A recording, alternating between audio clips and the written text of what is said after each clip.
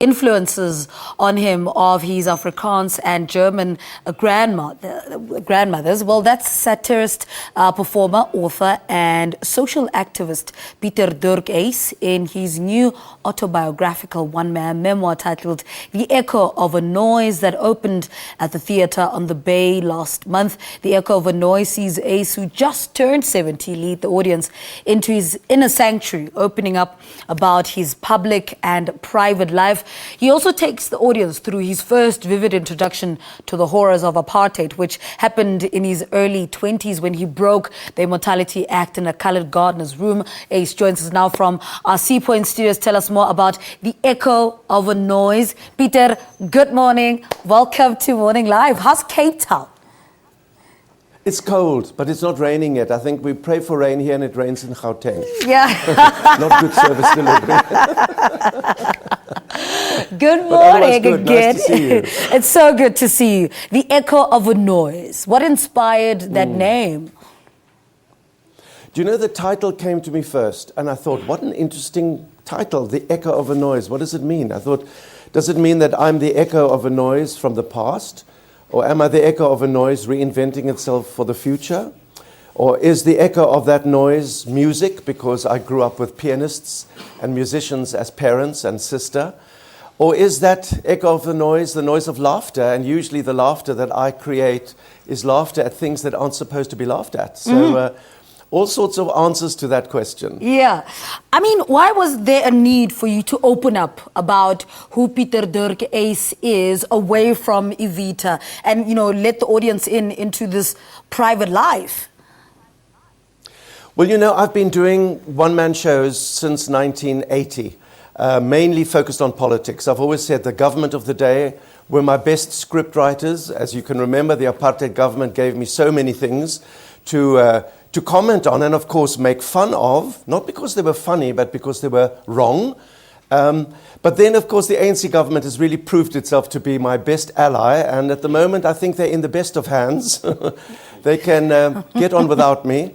And I really wanted to celebrate the fact that, you know, I'm 70 years old now, which just means I'm not 12 anymore. And yet I remember what it was like to be 12. And with my father, who I fought with all the time, and yet he gave me some very good advice through the years. And maybe what I want to share with an audience here is don't wait till your parents have left you before you think what you wanted to ask them. You know, ask your parents about their lives. I know more about Sophia Loren's family than I know about my own family.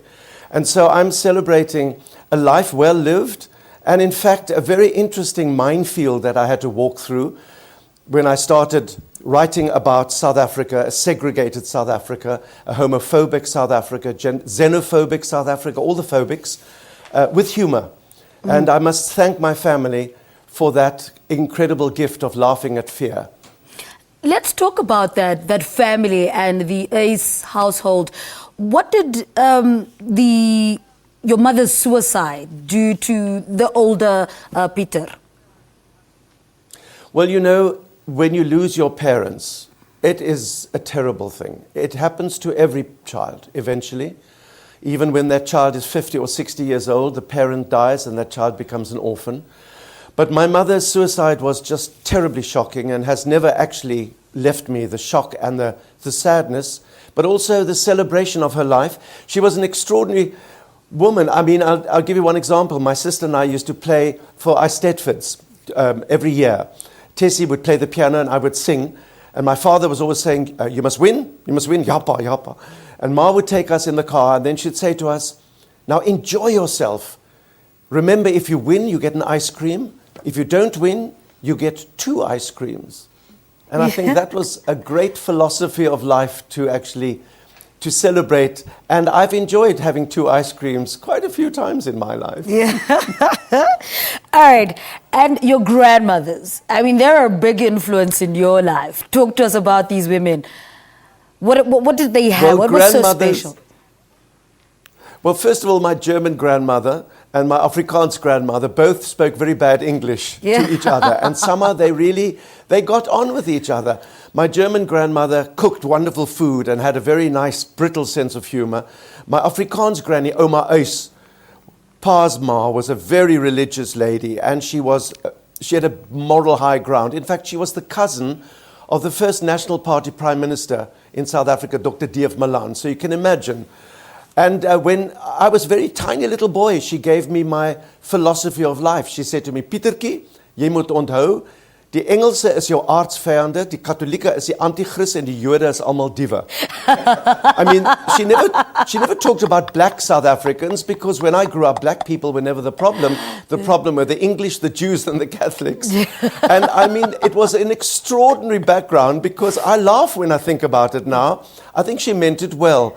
She meant it well. And of course, she was very religious and a great actress in the National Party.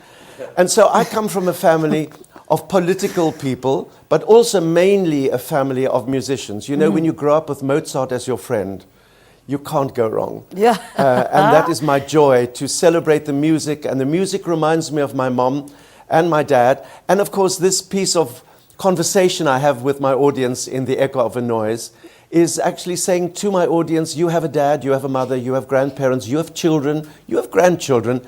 Talk to each other and share the magic of lives. Don't wait for politicians to tell you what to think. Make up your own mind. All right, let's talk about your sister. There's a part where your sister's there, Tessa. She's got a cat, and you've got a mouse in the church. What is this about?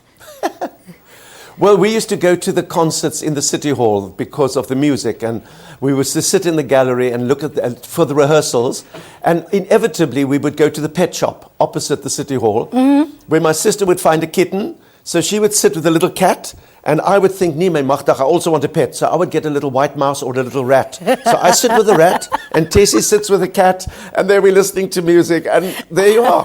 It's a crazy world we grew up in.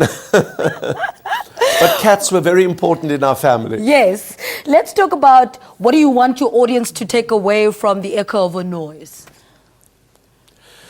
Well, first of all, I want them to suddenly look at each other and say, was that Pieter Dirk Uys?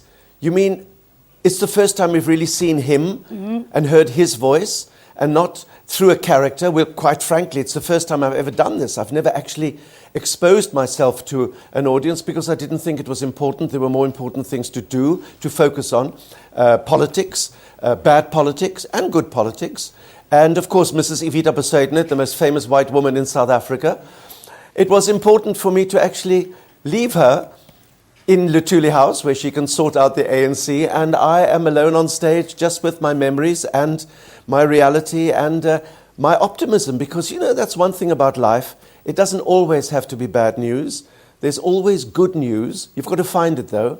And when I look back on my life and my family, I enjoy the fact that in spite of all the upsets and the sadness, I have memories of great excitement, and my audience will share it with me. There's a lot to laugh at. I have to ask, though, what's with the beanie and the almost famous shirt, sweatshirt? Well, that's what I thought. What do I wear? Listen, I always know what to wear on stage. Either I wear an ANC t-shirt or I wear a PV Botha suit. En ek maak so met die ek is hier, die PV Botha. Frankly, the little black beanie, when I have it on, I look like Pieter Dirk Uys. When I take the beanie off, look at me, I look like P.W. Botha. So that's quite important for me. And then, of course, the t-shirt with almost famous. I like that because, yes, I've been in the business for 45 years. And fame is not important for me. But in Darling, where I live, I think I'm quite famous in the spa. So that's quite famous. And now I sit on the stage with almost famous. It's a nice costume. Yeah. All right. Give us ticket prices and show times. Well, first of all, I'm on Tuesday to Saturday at 8 o'clock in Theatre on the Bay, which is in Cape Town. Book at CompuTicket. And I will be coming up to Johannesburg with it as well, so keep an eye on what is being announced for the Pieter Turin theatres in Johannesburg. And it is something that I'm going to share with an audience. Of course, with the other shows, I've got my political shows, and as you know, we've got the election coming up on the 4th of August, and I'm very, very passionate about that election. And Tannie Evita has a wonderful slogan for the election. She says, remember, it is a municipal election. The municipality is your front garden. The provincial government is across the road, and the national government is up the hill or down the creek. So municipalities are important. It's part of our lives. So support your municipality and vote for the best municipality. Peter, thank you so much for spending the morning with us.